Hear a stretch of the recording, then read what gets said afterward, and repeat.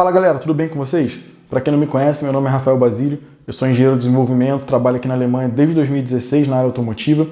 E no vídeo de hoje eu vou falar um pouquinho sobre um fator que pouquíssima gente se preocupa no carro, mas que é determinante para que você tenha uma direção segura, que é a pressão dos seus pneus. Qual é a pressão exata de calibragem que você deve usar? Quais são as consequências se você usar uma pressão mais baixa, se você usar uma pressão mais alta? Eu vou falar de tudo isso no vídeo de hoje. Mas antes, eu vou fazer um pedido para vocês. Estou deixando nas minhas redes sociais aqui, ó, Facebook, Instagram.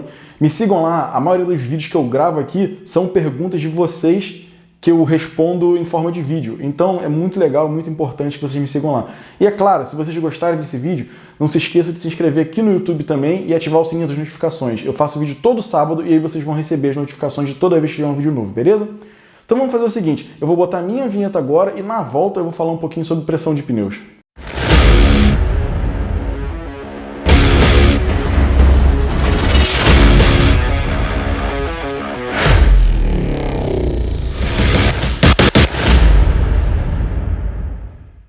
Bom galera, estamos de volta e como vocês sabem eu não gosto de enrolar vocês. Como é o jeito mais fácil de saber qual é a pressão que eu tenho que colocar no meu pneu? Seguinte, você vai pegar o manual do seu carro, vai abrir lá na página onde está falando sobre os pneus e com certeza vão ter duas informações lá. A primeira, qual pneu que o seu carro usa? As medidas dele no geral, o tamanho do aro, o perfil, por aí vai.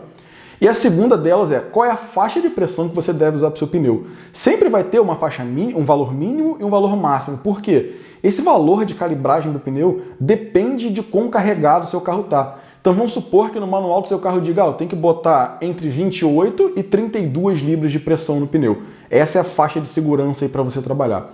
Quando que você vai colocar 32 libras, que é a pressão mais alta? Quando você estiver viajando, você, sua esposa, seus filhos, o carro está cheio de mala, está pesado, você tem que colocar uma pressão maior, você tem que ir na direção dessa pressão mais alta que está especificada no seu manual. Quando que você vai colocar lá, por exemplo, as 28 libras, que seria teoricamente a pressão mínima do nosso carro imaginário? Se você dirige o carro sozinho, sem nada dentro, com quase carga nenhuma, é recomendado que você vá para a pressão mais baixa, porque os pneus do seu carro estão sendo menos deformados por causa da carga. Mas beleza, o que acontece então se eu não seguir o manual? O que acontece, por exemplo, se eu botar uma pressão mais baixa do que o manual está me indicando? Seguinte, a uma primeira vista isso é bom, por quê? Com uma pressão mais baixa, o seu pneu deforma mais e ele aumenta a área de contato dele com o solo, simplesmente porque ele está mais deformado, ele está mais chato ali no chão.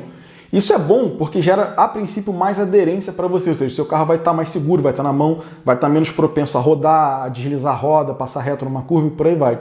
Só que, quando o fabricante te indica uma pressão mínima, ele já está prevendo essa deformação aí do que a gente chama de pegada do pneu.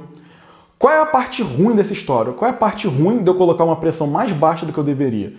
Com o aumento dessa área de contato, apesar da sua aderência aumentar, a sua resistência ao rolamento também aumenta. O que isso quer dizer? A sua roda vai ter mais dificuldade para rolar porque tem um flat spot nela, que a gente chama, tem uma área nela que está plana em relação ao solo e uma coisa plana tem dificuldade de rolar. Qual é a consequência disso? Aumento do consumo de combustível. Então se você estiver rodando com a calibragem muito baixa, essa resistência ao rolamento sobe e você vai notar que seu carro vai beber mais, simplesmente porque ele está fazendo mais força para gerar os pneus.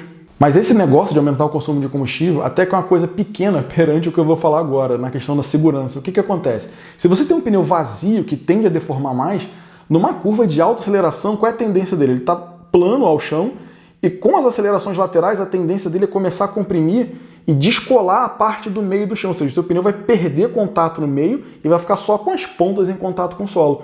Então, se você tiver uma calibragem muito baixa, você vai perder muita aderência porque seu meio do pneu vai descolar do chão. Além disso, o que eu falei que pode acontecer, que eu já vi acontecer, é em acelerações muito altas, o pneu simplesmente soltar do aro e você ficar com a roda, com o aro da roda no chão. Ou seja, está aí uma condição insegura que pode acontecer caso você tenha uma pressão mais baixa do que é recomendada pela fábrica. Então, gente, recapitulando essa parte aqui. Se você quiser um pouco mais de aderência, um pouco mais de segurança no seu carro e não se preocupar tanto assim com o consumo de combustível, você priorizar a segurança, você pode rodar com a pressão mais baixa de pneu, mas nunca mais baixa do que está indicado no manual, beleza? Então vamos partir para o outro extremo. O que acontece se eu rodo com a pressão mais alta? A pressão mais alta é exatamente o contrário. Você vai aumentar a rigidez do seu pneu, ele vai deformar menos com a carga que está em cima do seu carro e essa área de contato do pneu com o solo vai ser menor. Qual é a vantagem disso? Com essa área de contato menor, você tem um consumo de combustível menor, porque a resistência ao rolamento também vai ser menor. Beleza, e qual é a desvantagem? Vocês já devem saber. Se você reduz essa área, você também perde aderência, que é aí um fator determinante para a segurança do seu carro. Mas vocês têm que sempre lembrar do que eu falei para vocês. Existe uma faixa de pressão. Se você rodar no máximo da faixa de pressão que o fabricante dá para você, é claro, você vai ter uma perda de aderência sim, mas nada que prejudique o funcionamento do seu carro. E você vai ganhar de brinde essa redução do consumo de combustível porque seu pneu está rolando mais fácil. Qual é o outro problema do excesso de pressão? Deformação do pneu. Quando você tem pouca pressão, o pneu deforma para dentro nas curvas.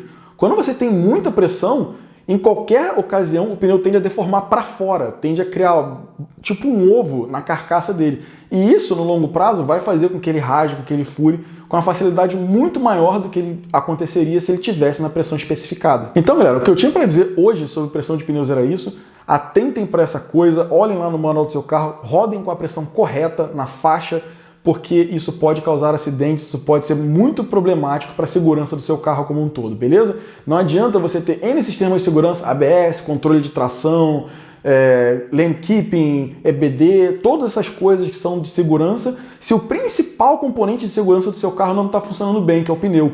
Toda a dinâmica do carro depende de pneus bons e de pneus que tenham contato com o solo. Então, se você desfaz essa característica, não interessa qualquer sistema de segurança que você tenha no seu carro, vai ficar prejudicado também, beleza?